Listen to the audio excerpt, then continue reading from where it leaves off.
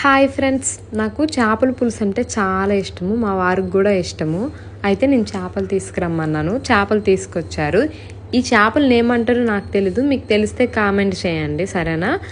చేపలకు వచ్చి కారము, అల్లం వెల్లుల్లి పేస్టు అండ్ సాల్ట్ వేసి అప్లై చేసి ఒక పక్కకు పెట్టాను. అల్లం వెల్లుల్లి పేస్ట్లో అంటే మసాలా అన్నీ వేసి మిక్సీ వేసాను. మళ్ళీ మీరు అడుగుతారు కదా మసాలా వేయలేదని, అందుకే మీకు ముందుగా చెప్తున్నాను. ఒక కళాయిలో ఆనియన్స్ వేసి అవి లైట్గా వేగాక కరివేపాకు వేసాను. కరివేపాకు కూడా వేగాక తర్వాత టమాటా వేసి దగ్గరికి గ్రేవీలా చేసి అందులోనే సాల్టు, కారము, అల్లం వెల్లుల్లి పేస్ట్ వేసాను. నేనైతే చేపల పులుసుని ఇదే ప్రాసెస్లో చేస్తాను. మీకు వేరేగా చేస్తే కామెంట్ చేయండి, నెక్స్ట్ టైం ట్రై చేస్తాను. తర్వాత చేపలు వేసాను. చేపలు దగ్గరికి అయ్యాక చింతపండు రసం వేసానండి. చింతపండు రసం వేసి కొంచెం మరిగాక అందులో గరం మసాలా వేసి కొత్తిమీర కరివేపాకు వేసి పక్కకి దించేసాను. మీకు ఎంతమందికి చేపల పులుసు అంటే ఇష్టమో కామెంట్ చేయండి. నాకైతే పిచ్చిగా ఇష్టము.